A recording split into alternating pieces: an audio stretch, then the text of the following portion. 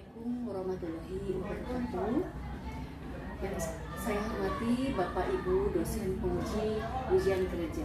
Perkenalkan, nama saya Rosida Sukamati, NIM 5252110178. Saya adalah mahasiswa PPK UIN Sunan Jati, guru mata pelajaran sejarah kebudayaan Islam.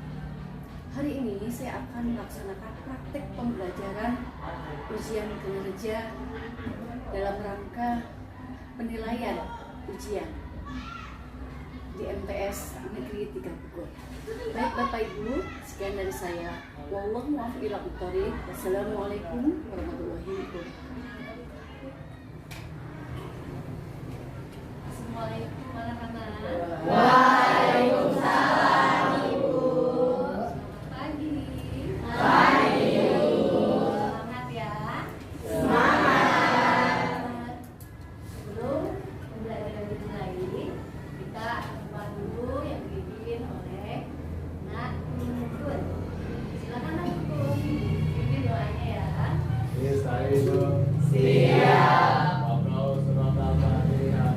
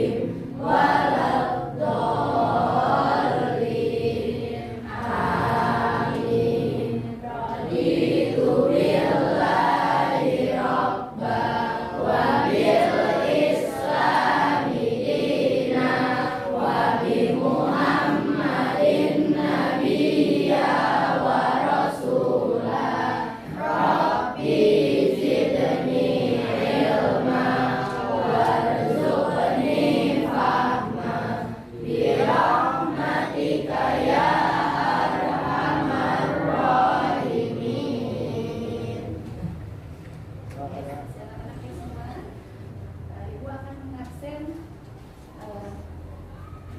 yang hadir dan yang tidak hadir ya.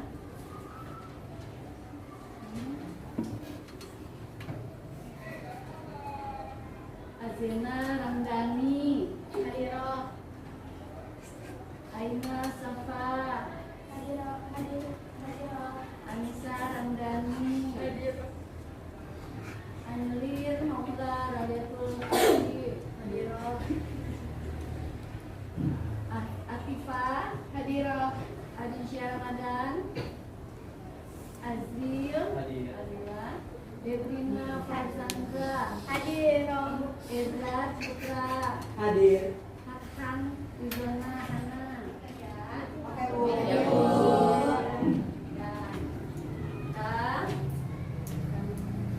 Ini pertama saja perkembangan Islam pada masa Bani Umayyah ya.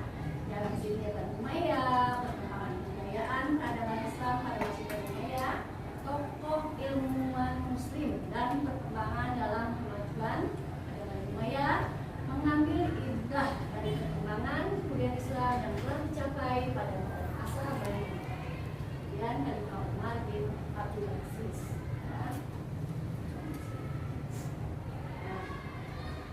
Sejarah berdirinya Bani Umayyah, nah asal usul Bani Umayyah ya. Artinya nama Bani Umayyah berasal dari seorang pemimpin kabilah Quraisy ya.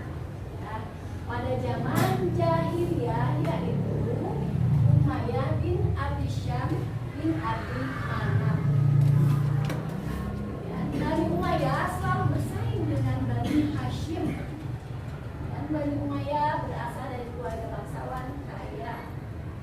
Saat Nabi Muhammad SAW diutus dari kalangan Bani Hashim, terjadi persaingan antara Bani Hashim dan Bani Umayyah yang sangat sengit.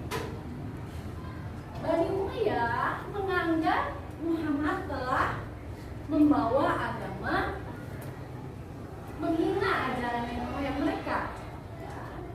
Bani Umayyah mengutus Abu Sufyan untuk berdirinya dinasti Bani Umayyah, ini berdirinya ya.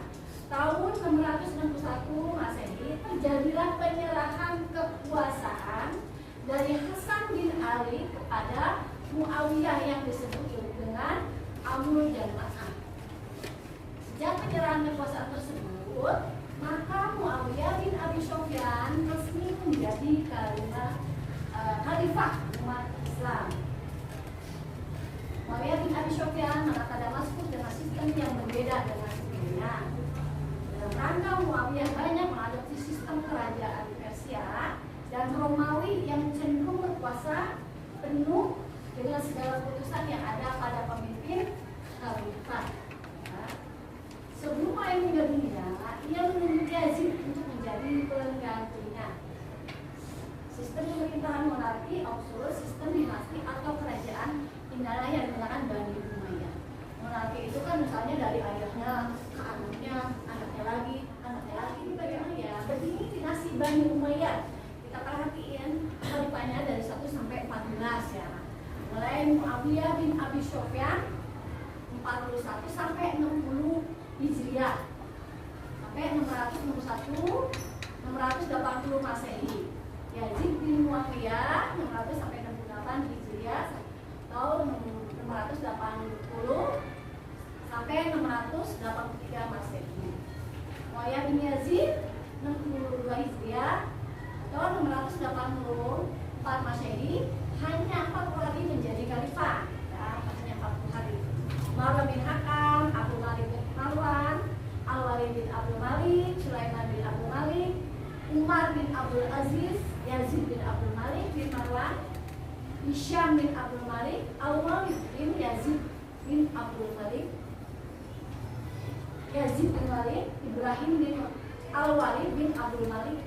Kemudian yang terakhir Marwan Al-Himar bin Al-Hakam. Perkembangan kebudayaan, peradaban Islam pada masa Bani Umayyah. Dinasti Bani Umayyah memegang kekuasaan selama 90 tahun. Ya. Dari 661 sampai 750 Masehi. Dipimpin oleh 14 khalifah. Tadi yang sudah dijelaskan ya. Khalifah sebagai penguasa dan pengambil keputusan mutlak.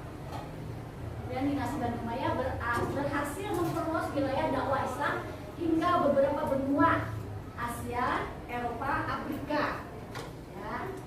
Dinasti Bani Umayyah juga berhasil meningkatkan kemajuan berbagai bidang kehidupan manusia seperti ilmu agama Islam, kesusastraan, ilmu pengetahuan militer, sosial, budaya, seni, arsitektur, dan lain-lain. Perkembangan kebudayaan umat Islam pada masa Bani Umayyah, bidang ilmu agama, menyempurnakan tulisan tanda baca Al-Quran yang kita biasa baca ya. Ilmu cara membaca Al-Quran, ilmu qiraah, kodifikasi dan penulisan hadis, tafsir Al-Quran, ilmu fikih, ilmu tasawuf. Bidang politik dan militer. Nah, militer, kalau kamu militer itu baik nggak? Tentara ya, tentara yang menjaga kita ya. Melindungi dinasti Bani Umayyah dari serangan Khawarij dan para pendukung Ali bin Abi Thalib. Menjalankan kebijakan luar negeri dengan memperluas daerah perlindungan, menciptakan stabilitas dalam negeri dengan menumpas berbagai macam pemberontakan, membangun angkatan laut yang kuat, membentuk kepolisian dan pasukan khusus pengawal khalifah yang disebut Al-Gizabah. Seluruh prajurit bergabung diberikan gaji dari pemerintah dan mendapatkan pelatihan yang rutin. Ya, tentara lagi polisian, ya. Kalau zaman kita sekarang negara kita. Bani Umayyah mendapat kawalan kekuatan militer yang kambuh kuat militernya, ya, karena di Bani Umayyah ini yaitu prestasinya adalah ya militer banyak. Perkembangan budaya peradaban Islam pada masa Bani Umayyah mencetak mata uang sendiri, membangun sarana irigasi. Apa itu irigasi? Untuk pengairan sawah. Misalnya kita berkebun tuh, kalau nggak ada irigasi nggak bisa hidup. Jadi irigasi itu sungai-sungai yang dialirkan untuk membasahi pohon-pohon, ya, saluran-saluran air, sungai-sungai, ya. Membangun pabrik-pabrik yang dapat menggerakkan pertumbuhan ekonomi. Atau pabrik-pabrik perusahaan, ya, yang memproduksi.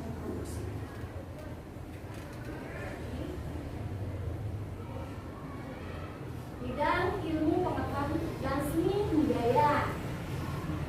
Umar bin Abdul Aziz Khalifah yang pasti dan peranannya dalam kemajuan Islam pada Bani Umayyah.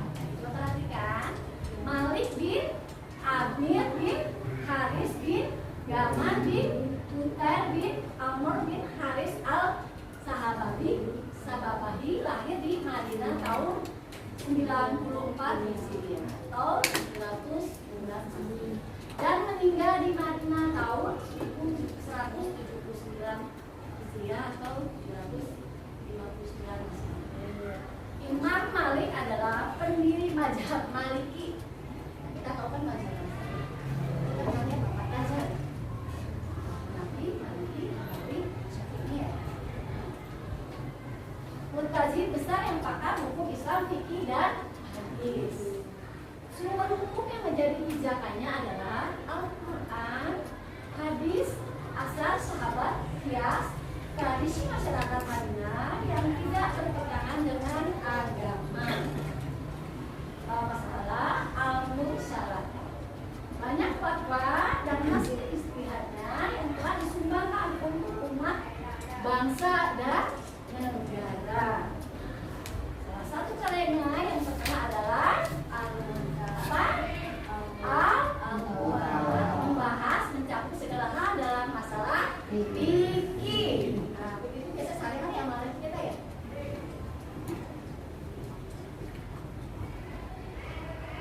Tokoh ilmuwan Muslim dan peranannya dalam kemajuan Islam pada masa Umayyah. Nah, Abu Sa'id Al-Hasan bin Abi Al-Hasan Yashir Al-Bashir adalah seorang ahli ilmu tasawuf. Lahir pada tahun 21 Hijriah atau 640 Masehi di Madinah. Hasan Al-Basri pindah ke Basra setelah perang Siffin pada tahun 37 Hijriah. Di Basra ia menjadi ulama yang jahit sangat berpengaruh. Inti ajaran Hasan Al-Basri adalah apa? Inti ajaran ajaran Hasan Al-Basri adalah apa? Kau baraza yang artinya takut dan mengharapkan. Menurut Hasan Al-Basri, setiap orang harus memiliki sikap kau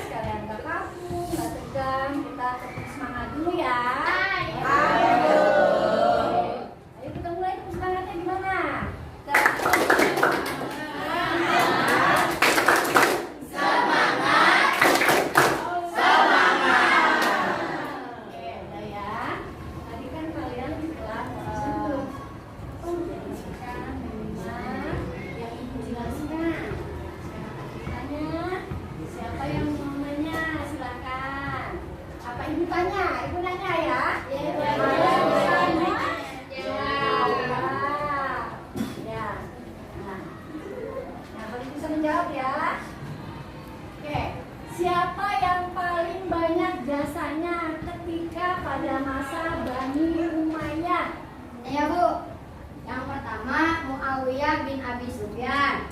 Yang kedua Abdul Malik bin Marwan. Yang ketiga Wahid bin Abdul Malik. Benar ya?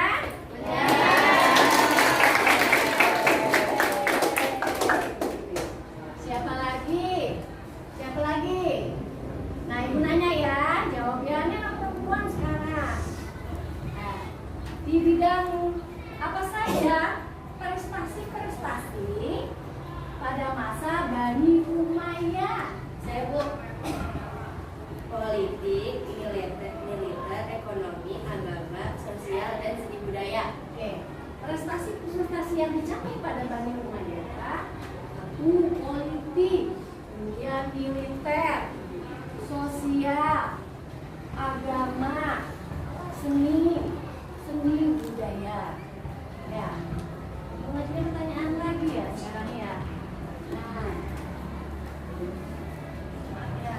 Siapa yang terkenal pada Bani Umayyah tanpa dengan kesederhanaannya, dengan cinta, seni budaya, dan kesopanannya? Siapa? Saya Bu, Umar bin Abdul Aziz. Oke, sudah ya. Lu benar nggak? Makasih anak-anak. Kebetulan ini mah apa yang sudah ibu jelaskan. Ya, nah, pembelajaran pada hari ini kita selesai dan akan kita lanjutkan pertemuan selanjutnya. Ya, untuk mengakhiri pembelajaran ini kita tutup dengan berdoa. Silahkan Kucut dipimpin doanya.